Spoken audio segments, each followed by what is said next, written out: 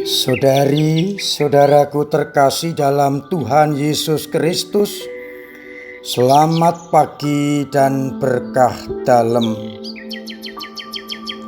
Hari ini kita rayakan pesta salib suci yang berhubungan dengan penemuan salib Tuhan kita Yesus Kristus yang pernah direbut oleh Raja Persia ketika mengalahkan Yerusalem.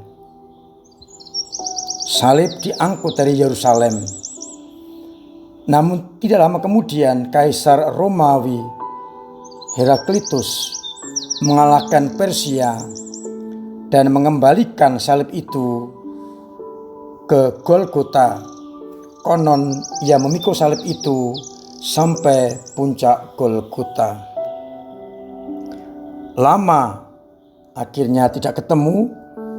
Setelah berabad-abad, baru abad keempat, salib itu ditemukan kembali oleh Santa Helena, ibunda Kaisar Konstantinus Agung. Dan sebagai penghormatan, didirikanlah gereja di puncak Golgota itu. Pesta salib ini berhubungan dengan penemuan kembali salib Tuhan kita Yesus Kristus yang pernah dirampas dan mungkin pernah hilang. Bacaan-bacaan berbicara soal peninggian. Bacaan yang pertama digambarkan bagaimana orang yang terpakut oleh ular bisa tetap hidup ketika memandang ular tembaga yang ditinggikan oleh Musa berkat perintah Tuhan. Pada bacaan yang kedua, kita diajak untuk menyadari Yesus yang merendahkan diri, maka ia sangat ditinggikan oleh Allah. Dan pada bacaan yang ketiga, bacaan Injil, Yesus menegaskan kepada Nikodemus, tak seorang pun yang telah naik ke surga selain Dia yang telah turun ke surga, yakni Anak Manusia. Dan seperti Musa meninggikan ular di padang gurun, demikian pula Anak Manusia akan ditinggikan di salib.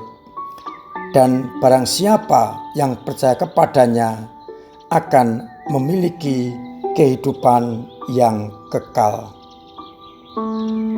Saudari-saudaraku terkasih, salib adalah tanda kehinaan pada waktu itu. Orang yang dihukum salib digolongkan sebagai orang-orang atau penjahat kelas kakap. Salib menjadi lambang kehinaan. Tetapi berkat wafat Yesus di kayu salib, salib diubah menjadi tanda kemenangan.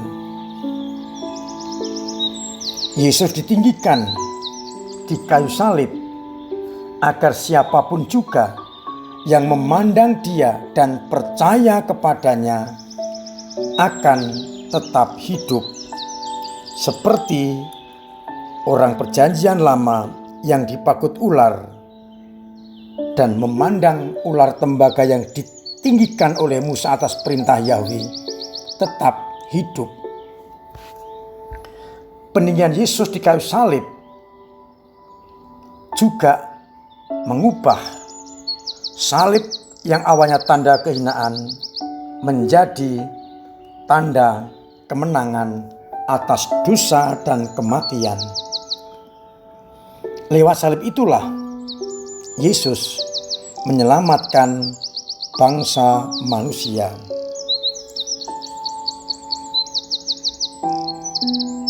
Salib menjadi lambang kemenangan, lambang sukacita berkat Yesus yang ditinggikan di kayu salib itu.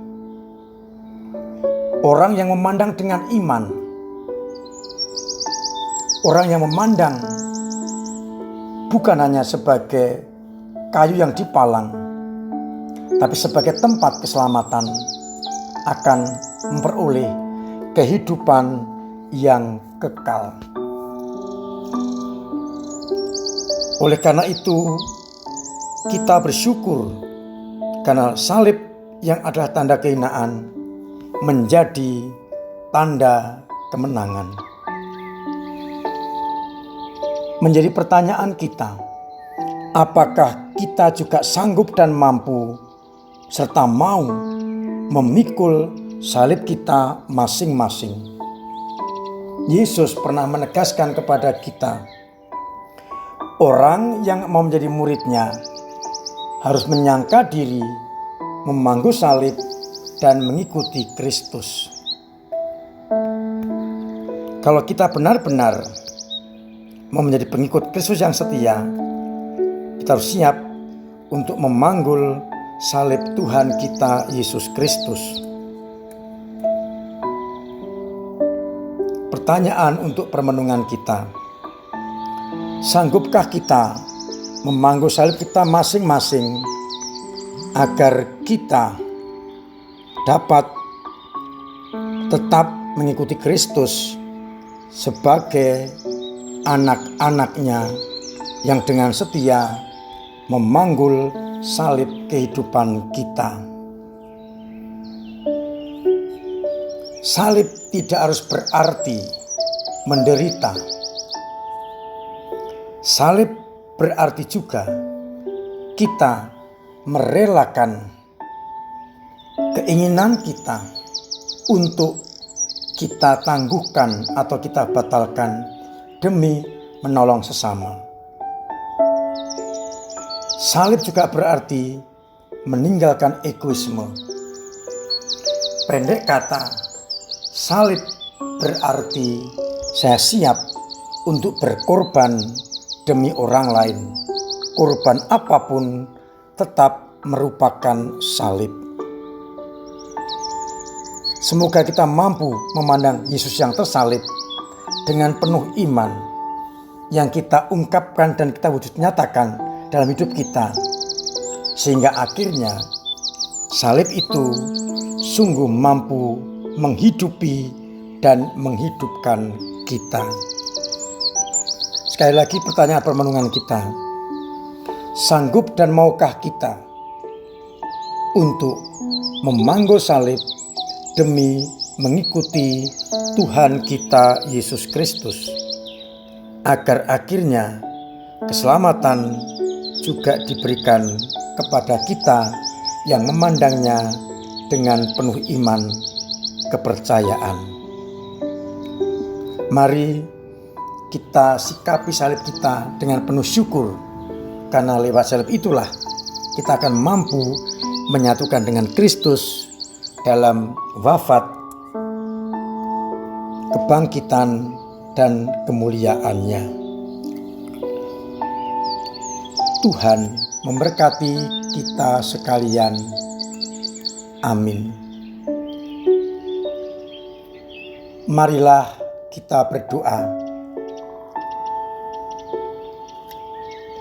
Bapa yang penuh kasih, tak jarang kami menolak salib, karena salib masih kami pahami sebagai beban yang harus kami panggul dan berat rasanya. Namun kami kau ingatkan agar barang siapa memanggul salib dengan penuh iman, memandang salibmu dan menyatukan dengan salibmu itu, maka kami akan mendapatkan bagian dalam kehidupan kekal yang kau janjikan.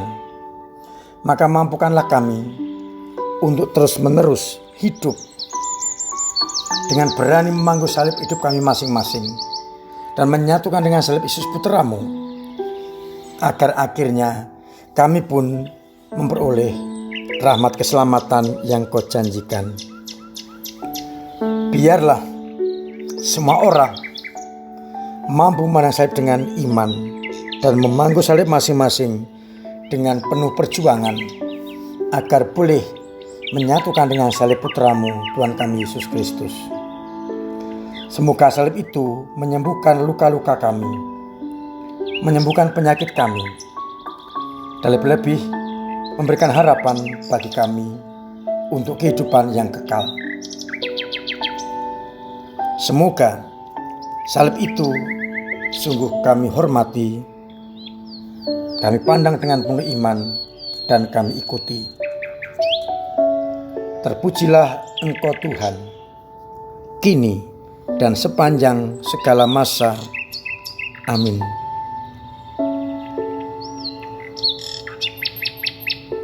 Dan semoga Tuhan memberkati kita sekalian, Bapa dan Putra dan Roh Kudus. Amin. Kami masih mohon berkat dan rahmat-Mu ya Tuhan untuk umat-Mu yang kadang merasakan beban salib. Kuatkan mereka, bantu mereka agar mampu tetap menanggung salib itu dan tidak lari dari salib itu. Semoga yang sakit Kau sembuhkan, yang punya beban Kau ringankan, yang berduka cita Engkau hibur, yang kesulitan ekonomi Engkau bantu dengan usaha-usahanya yang berhasil, dan juga perhatian bagi sesamanya. Semoga akhirnya semua orang mengalami kasih karunia-Mu. Berkati Nawanto yang sedang sakit dengan jamahan tangan-Mu. Semoga salibnya mampu dia panggul dengan penuh iman dan harapan. Saudari-saudaraku terkasih, saya masih mengingatkan agar tetap untuk mematuhi protokol kesehatan. Hadiri gereja dengan penuh sukacita dan ikut membantu pembiayaan gedung serbaguna yang bisa berguna untuk banyak orang, agar akhirnya semakin banyak orang sungguh-sungguh berkenan kepadamu. Saya mengingatkan hari Senin 19 September adalah Hari Raya Bunda Maria La Salette, pelindung kongregasi MSF. Sebagai umat yang digembalakan oleh Romo MSF, saya mengajak untuk menghadiri perayaan Ekaristi Hari Raya Bunda Maria La Salette Senin 19 September jam 6 sore. Untuk itu, misa harian pagi ditiadakan, diganti misa hari raya sore itu. Sebelumnya, mulai hari Jumat, Sabtu dan Minggu, kita mengadakan Triduum pada misa harian dengan doa-doa sekitar Maria La Salette. Saya undang umat untuk hadir dalam perayaan Hari Raya Maria La Salette itu agar semakin mengenal, mendalami, menghidupi Bunda Maria La Salette. Semoga panjenengan semua semakin kenal dengan Bunda Maria La Salette, pelindung para Romo MSF. Saya masih mengundang untuk menghadiri perayaan Ekaristi tanggal 21 September dalam rangka penggalangan dana misa akan dipimpin Romo Eko OSC. Silakan menghadiri sebagai bentuk partisipasi kita dalam mencari dana. Semoga usaha kita semakin diberkati oleh Tuhan. Akhirnya selamat pagi, selamat merenungkan, salam sehat, Tuhan memberkati.